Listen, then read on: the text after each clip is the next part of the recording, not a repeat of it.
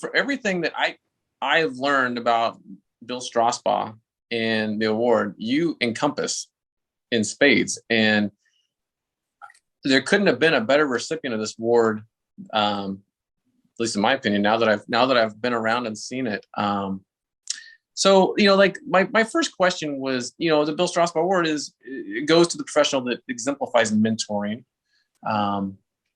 You had to start somewhere. And so who were your mentors? And then what were the values or lessons that you learned from them that you took or taken into your career? I guess I started at the University of Washington. I was an Evans Scholar at the University of Washington. So I worked at the driving range, picking up range balls and teaching golf lessons.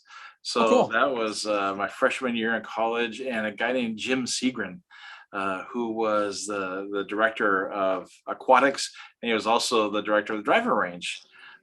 He really took me under his wing, showed me how fun the business can really be. Rick Adele, who is a legend in this business around here. Yeah. I got to work with him for a year as a true apprentice, and he showed me everything there is to know about member service. And really, it's all about the people.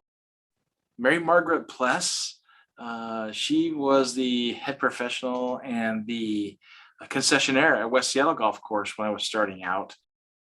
She took the time to take all of her assistants literally into her home for Thanksgiving.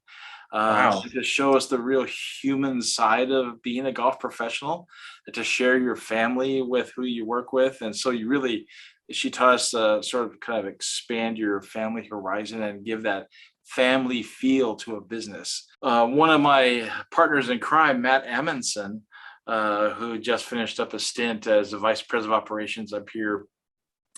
He is just his raw intelligence and his brutal pragmatism that rubbed off on me as well. I learned a lot about teaching from Joe Teal. I had some very embedded preconceived notions, but Joe really shattered those preconceived notions and helped me sort of start over in the golf business in terms of teaching. It really lit my flame for teaching, which is what got me in Special Olympics in the first place.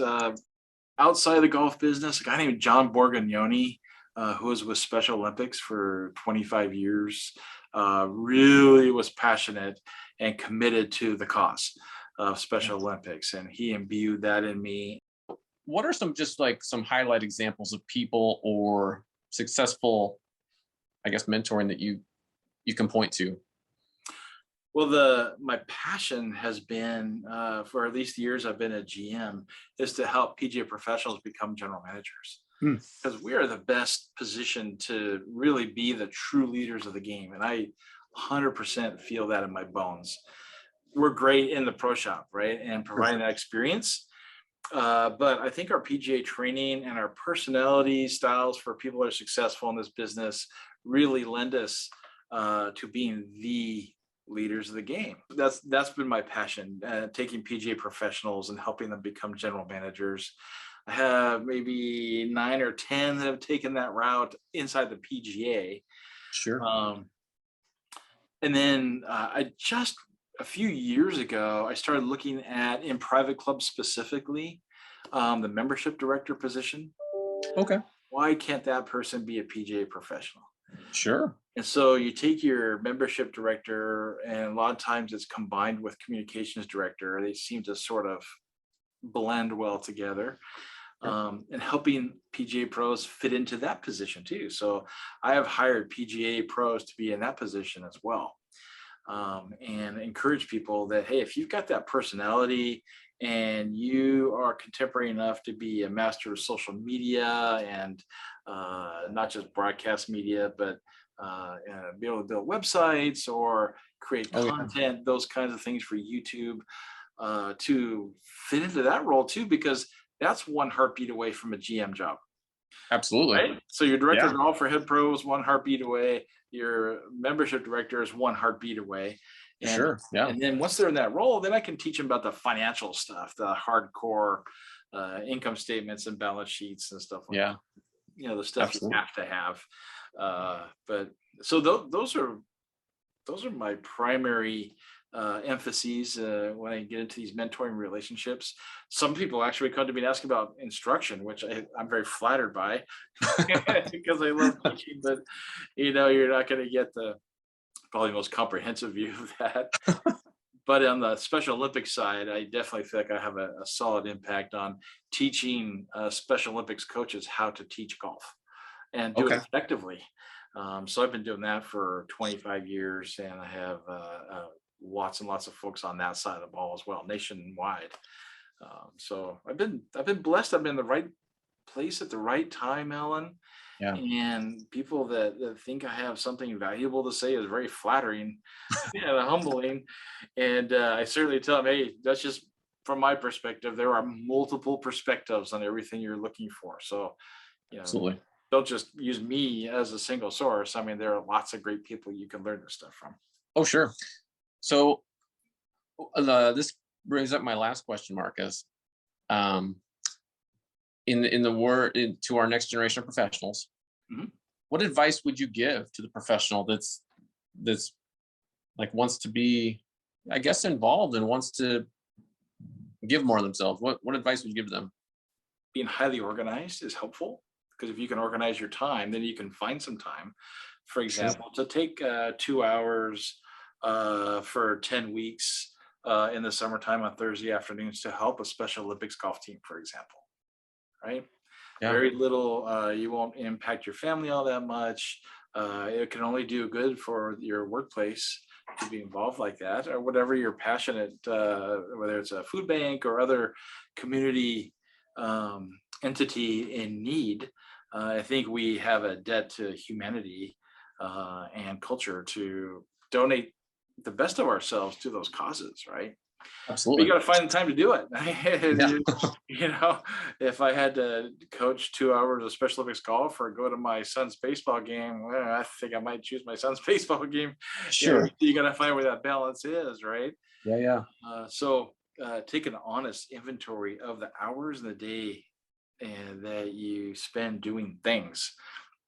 Do you spend 2 hours at night with your headphones on watching YouTube? When you could be getting a PGA certification instead, right? Sure. Things like that. And you really have to kind of take the long view of your career and your whole life. And I think that when you look at people like you or me that are in the GM seats, we can certainly help with that prioritization. Sure. Because it takes a certain number of hours of time to learn those skills and put yourself in the position to be what you want to be, and then have the time available to donate to whatever community organization or religious organization or whatever that is your passion. So absolutely, that's not much more advice I have than that. It's pretty simple. It's a pretty simple equation. It's funny. It is kind of a simple equation, but I think sometimes people have to hear it because it's easy to get bogged down just in daily life, and just it's easy to catch that rhythm or that rut of work, and just next thing you know, 2 years have gone by and you thought, well, I didn't do anything. Yeah, you probably did, but like it's easy not to. So it's not the path least traveled, right? And yeah. You really want to I tell my people that you make a difference one day at a time, one person at a time. And there's an old proverb, I'll try to remember the exact wording of it, but if you think that you're too small to make a difference in this world, just think of that mosquito in your bedroom at night. And what a difference that mosquito is making to your sleep, right? So they're being able to prioritize giving back and paying forward, I think, is super important. And you could do that in your personal life at home as well as your work life. So it's not just limited to being a PGA professional. Oh, for sure. Absolutely. Yeah. I'm Alan Reese. This was Marcus King, the recipient of the 2021 Bill Strausbaugh Award. Couldn't have been a better recipient. Marcus, thank you again. Oh, it's my pleasure, Al. Thank you for your time, and I look forward to sharing more with you. I look forward to it.